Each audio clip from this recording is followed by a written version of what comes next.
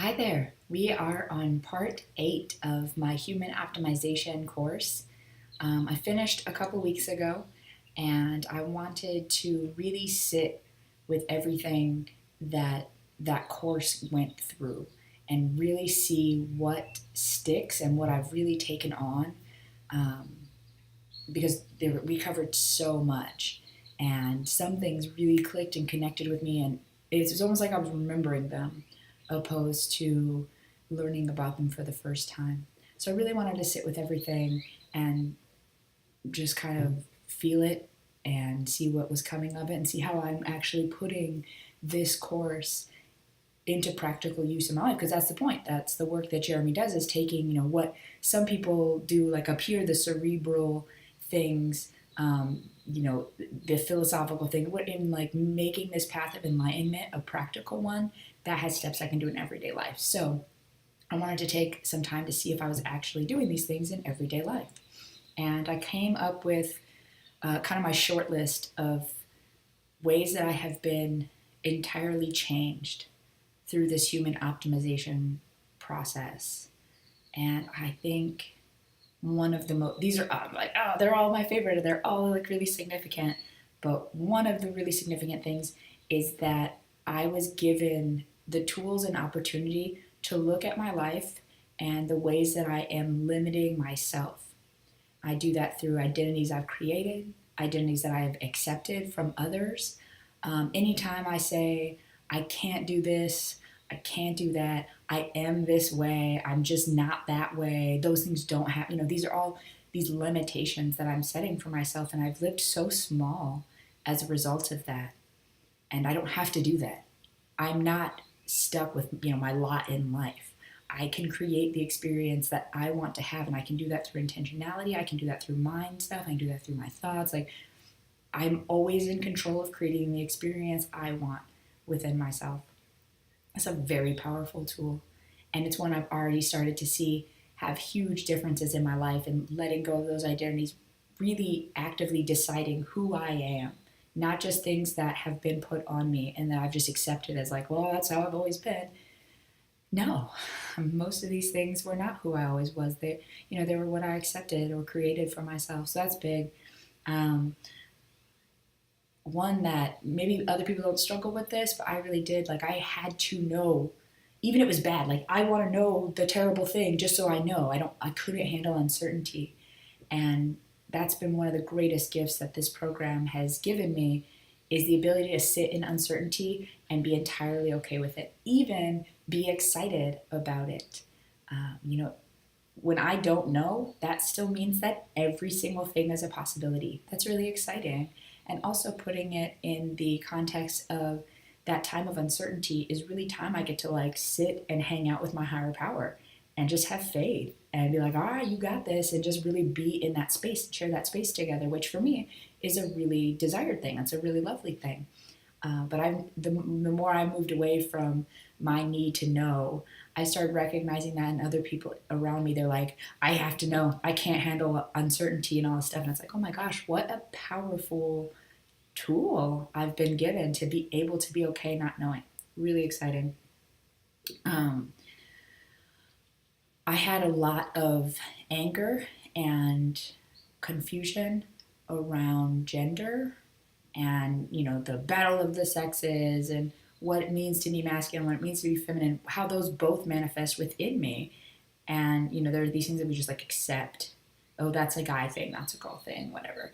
But really deciding for myself what I think of for masculine, feminine, and how I can access both of those parts of me and stop being angry at it, and recognizing that we're just all people and we have to work together. We have to use our strengths as men and women together to create the best possible experience.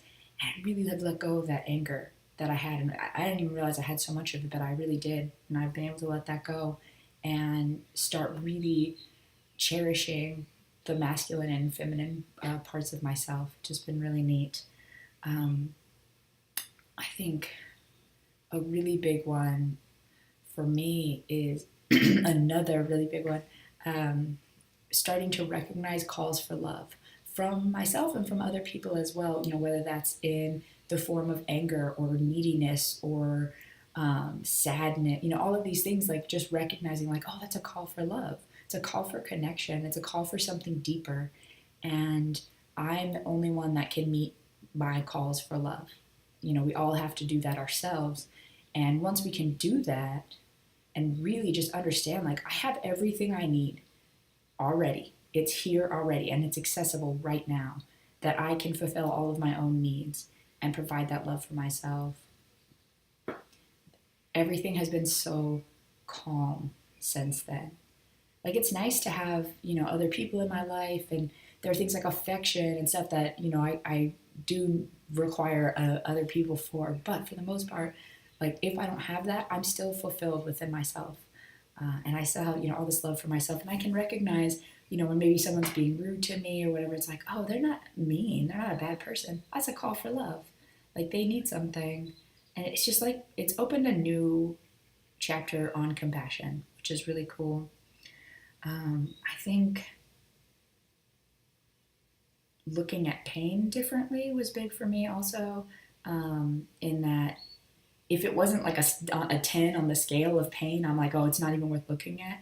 Really just seeing that all areas of pain, whether that's fear, anger, sadness, all these different things that really are pain in different levels, are actually still pain, and they deserve to be honored and given some time, and just recognition, and really just have some respect for all of the different areas, and not just disregard them and brush them aside and not address them. That made me feel really permitted. That sounds weird, but like, I feel like it gave me permission to have my feelings and to honor each of them and go through them in the moment, instead of pretending like I'm not having it and having it follow me around for a long time.